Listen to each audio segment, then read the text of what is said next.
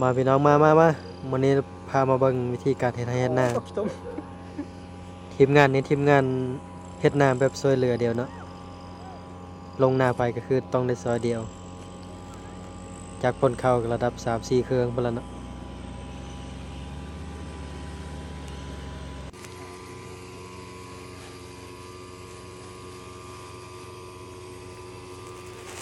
แถวอื่นบ่ฮู้ว่ายังมีอยู่บ่เนาะแต่ว่าแถวบ้านน้องบอนเฮายังมีอยู่เนาะเฮ็ดเวียกแล้วช่วยเหลือเดียวเนาะในการพ่นข้าวนี่ก็โยทีมงานหนึงนี่ก็เฉพาะเครื่องพ่นข้าวใน3-4เครื่องแล้วเนาะลงนาไปก็ต้องได้ซอยเหลือเดียว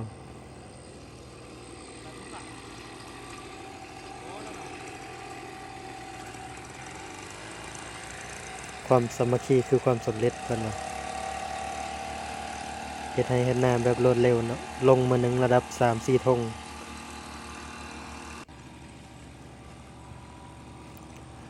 เบิ่งเอาเด้อไอ้น้องผู้ไปอยู่ต่างประเทศหรือว่าอยู่ซิเลอร์กะยาเนาะที่ว่าคิดฮอดบ้านเฮาหรือว่าอย่าเบิ่งแบบการใช้ชีวิตแบบบ้านนอกบ้านนาเฮาก็ยังคือเก่าอยู่เนาะการเฮ็ดไร่เฮ็ดนายังซอยเหลือเดียวคือเก่า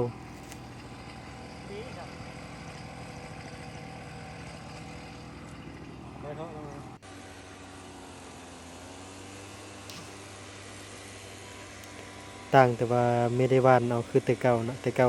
แม่นหว่านมือนะเดี๋ยวนี้มันทันสมัยขึ้นหน่อยหนึงเนาะได้เครื่องพ่นข้าวมาซอยเหลือ ช่วยประหยัดแห้งแล้วก็ประหยัดเวลาไปอีกนะ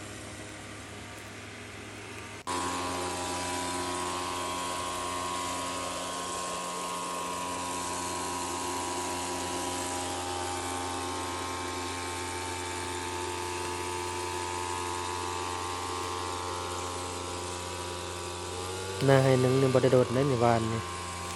ประมาณ10นาทีแล้วก็แล้วนี่หายบางใหญ่นี่กันบ่คือแต่เก่านั้นน่ะหวานมือนำนานแล้ว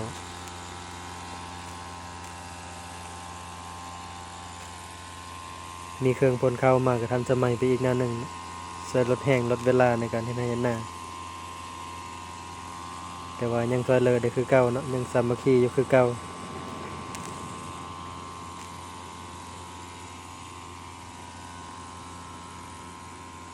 หน้า3-4เจ้านะถือว่า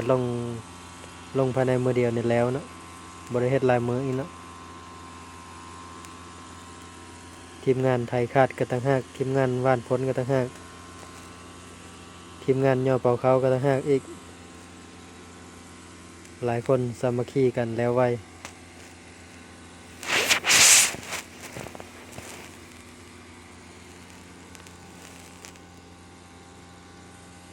นี่ล่ะเด้อเบิ่งเอาเด้อพี่น้องเฮาไอ้น้องผู้ไปอยู่ต่างประเทศจะเบิ่งว่าอยู่บ้านเฮาก็ยังเอ็ดแนวเลยอยู่ก็ยังคือเก่าเนาะเอ็ดให้เอ็ดนาอยู่คือเก่ายังซอยเหลือเดียวคือเก่า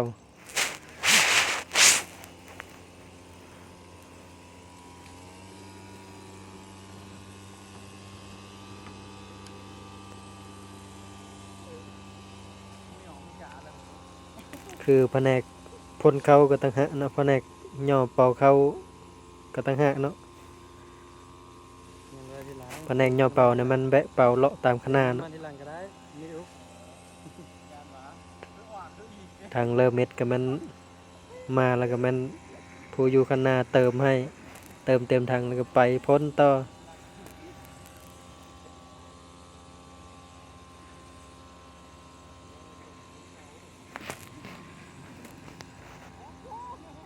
อันเห็นให้หน้าใหญ่ๆนี่บ่ได้โดนได้นี่หวานนี่ประมาณ10นาทีนี่แล้วนี่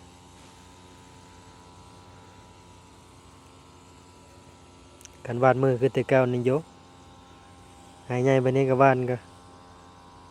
2-3ชั่วโมงหมดแล้ว2-3ชั่วโมงยังบ่แล้วหน้าทงหนึงนี่ก็อยู่เฮ็ดในระดับ3-4มื้อหวานพายอันกูมื้อนี่สบายซุมื้อนี่หน้าทงหนึงนี่ประมาณ2ชั่วโมงก็แล้วนี่ทงใหญ่ๆให้ใหญ่ๆเบิดนี่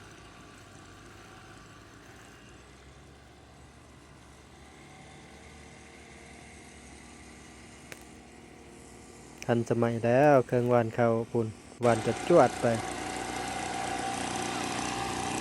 การเวลาผ่านไปแต่ว่าความสามัคคียังคือเก่า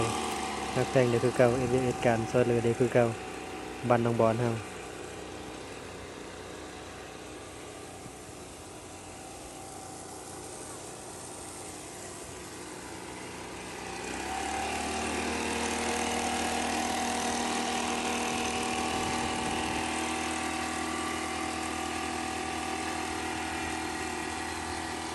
ปุ่นหลายทีมงานแต่เฮานี่ยืนท่าตามข้างหน้าพร้อมท่าเติมเข้าทางใดหมดมันมานั่งอยู่ข้างหน้ามันมีทีมงานเติมเต็มแล้วไปพ้น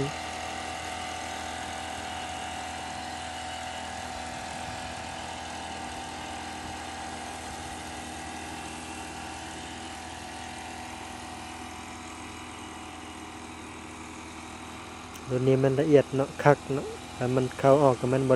ได้แซมเลยแซมก็ได้แซมน้อยคันวาดมือคือแต่เก่าเนาะว่าได้แซมหลายเนาะอันนี้สบายอันนี้ มีไหมเสื้อตัวผสมอ่ะ พ้นแบบทั่วถึงลงทุกเม็ดทุกบอลเลยคันหอยบ่กินยังบ่ได้แซมเลย จมแล้วตัวดำๆส้มกับเสื้อลายดอกที่ คันบ่มีหอยแดงคือแต่เก่าในบ้านซำนี้นี่มันบ่ได้แซมเลย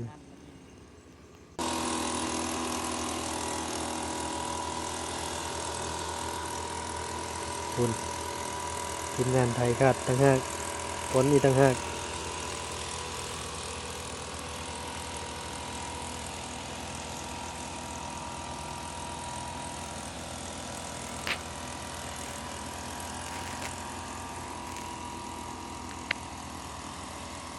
ผู้ภาคเสียงก็เว้าผู้ไทยแน่เว้าลาวนั่นน่ะเว้าลาวให้คนอื่นเข้าใจแน่เว้าผู้ไทยให้บ้านเฮาฟังแน่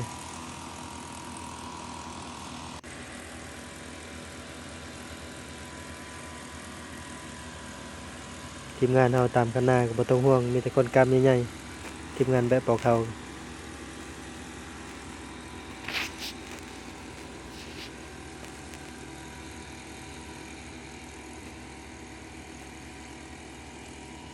คือว่านไปพ่นไปหมดดอนใดแต่มันย้างเข้าคณะซึ่งนั้นน่ะจะมีทีมงานอยู่ตามคณะนี่ไปเลาะเติมให้เนาะเขาก็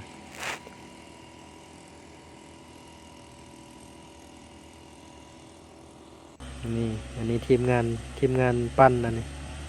กูมือนี่ก็ใส่รถแล้วนะใส่รถใหญ่ปั้นนะบ่ได้ใส่รถไถคือแต่เก่าแล้วนะคันไผดุแน่ก็ยกปั้นแล้วก็รถไถน้อยลงไปคาดหล้ำคันไผบ่ดุก็ปั้นบัดนี้แล้วก็วาดเลยคนขี้คร้านคันคนดุกับรถไถน้อยคาดอีกปุ่น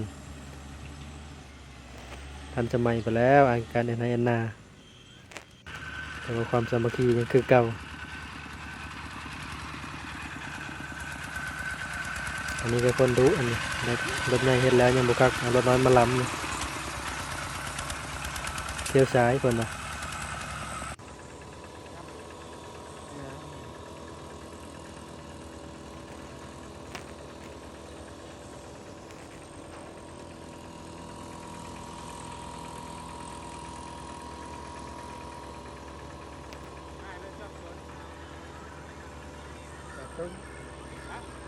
ตุ้ง